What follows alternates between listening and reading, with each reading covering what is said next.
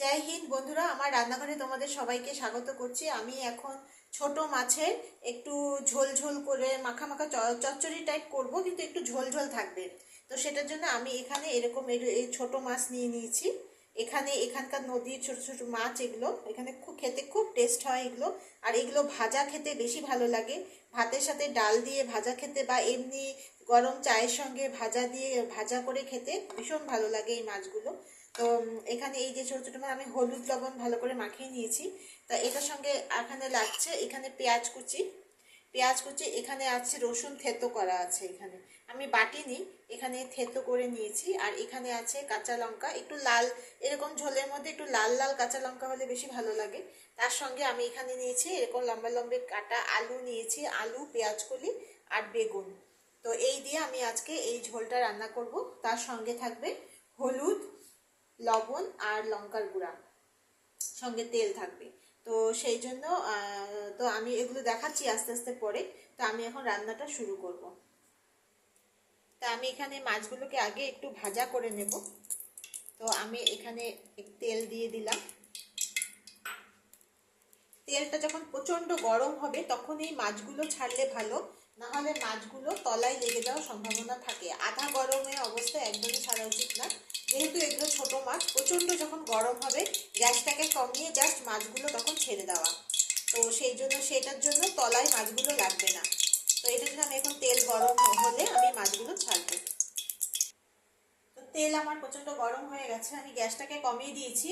তো এখন আমি মাছগুলোকে এইভাবে ছেড়ে দেবো।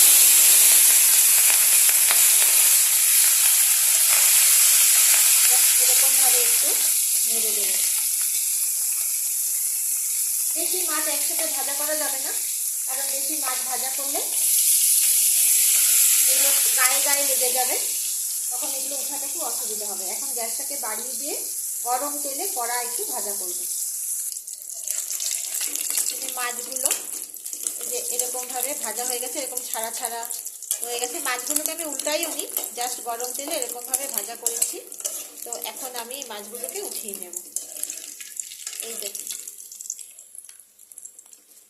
যদি এটা ভাজা খেতে চান, চায়ের সাথে কেউ যদি ভাজা খেতে চাও, তাহলে এটা আর একটু কড়া করে ভাজা করে করবে। কিন্তু এটা যেহেতু আমি রান্না করব, সেই জন্য এতখানি ভাজা করলেই হয়ে যাবে। এগুলো সব মাছগুলো ছাড়া ছাড়া। এখন মাছগুলো এই চচ্চড়ির মধ্যে দিলে মাছগুলো ভাঙবে না। অনেক সময় সব কিছুর মধ্যে কাঁচা মাছটা অনেকে দিয়ে দেয়, তো আমিও করি এরকম কাঁচা মাছ দিয়ে। তো কিছু কিছু মাছ এক এক সময় ভেঙে যায়। তো এখানে এই মাছগুলো একটাও ভাঙবে না, গোটা গোটা থাকবে। এই যে এরকমভাবে মাছগুলোকে আমি ভাজা করে নিয়েছি। এখন আমি মাছগুলোকে উঠিয়ে নিই, বাকি মাছগুলো আমি ভাজা করে নেব। মাছগুলো ভাজা হয়ে গেছে। তো এখন কড়াইতে আমি প্রথমে দিয়ে দেব পেঁয়াজ কুচি। ওই তেলের মধ্যে পেঁয়াজ কুচি আমি দিয়ে দেব। পেঁয়াজ কুচি দিয়ে আমি এখানে কেটে রাখা আলু, বেগুন আর পেঁয়াজ কলিটা আমি এখানে দিয়ে দেব। পেঁয়াজের সঙ্গে একসঙ্গে এটাকে ভালো করে মিক্স করব। তার উপর দিয়ে একটু লবণ দিয়ে দেবো। লবণটা দিয়ে দিলে জিনিসটা সুন্দরভাবে মিক্সড হবে আর সিদ্ধ মোটামুটি হয়ে যাবে।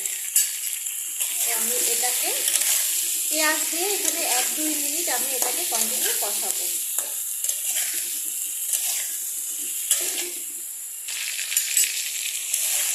আমি এখানে 2 মিনিট কষিয়ে নিয়েছি পেঁয়াজের সাথে। এখন আমি এটার মধ্যে দিয়ে দেবো লবণটা। যেহেতু আমার আগে দেওয়া আছে সেজন্য আমি এখনো লবণ দেবো না। এখন আমি এটার মধ্যে দিয়ে দেবো হলুদের গুঁড়া আর লঙ্কার গুঁড়া দিয়ে আমি এটাকে আবার ভালো করে আবার 1-2 মিনিট আমি আবার এটাকে ভালো করে কষাবো। 2 মিনিট আমি এটাকে ভালো করে এগুলোর সাথে কষিয়ে নিয়েছি।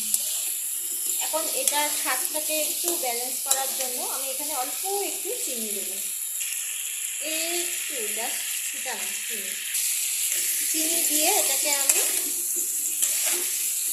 অল্প একটু নেড়ে নেব। নেড়ে নেওয়ার পরে আমি এখানে রসুন থেতো করে রেখেছি, সেই রসুন থেতোটা আমি এখন দিয়ে দেবো। এই যে,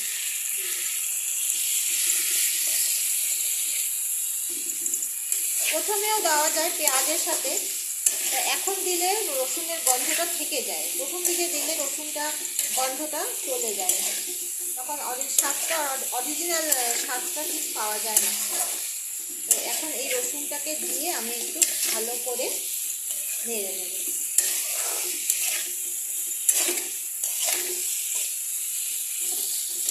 তা আমার মোটামুটি নাড়া হয়ে গেছে, এখন আমি এটার মধ্যে দিয়ে দেবো পর্যাপ্ত পরিমাণে জল।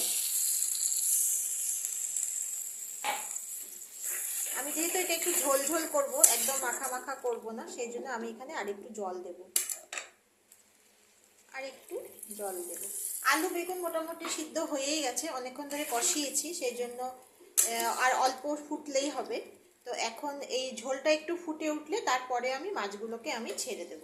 এখন এটাকে আমি ঢাকা দিয়ে দেব।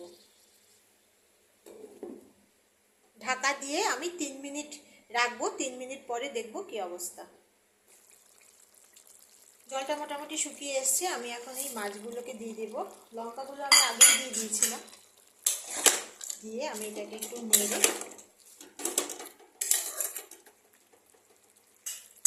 আবার একটু এটা ঢাকা দিয়ে দিই। আমার এটা হয়ে গেছে, এই যে এরকম একটু ঝোল ঝোল থাকবে।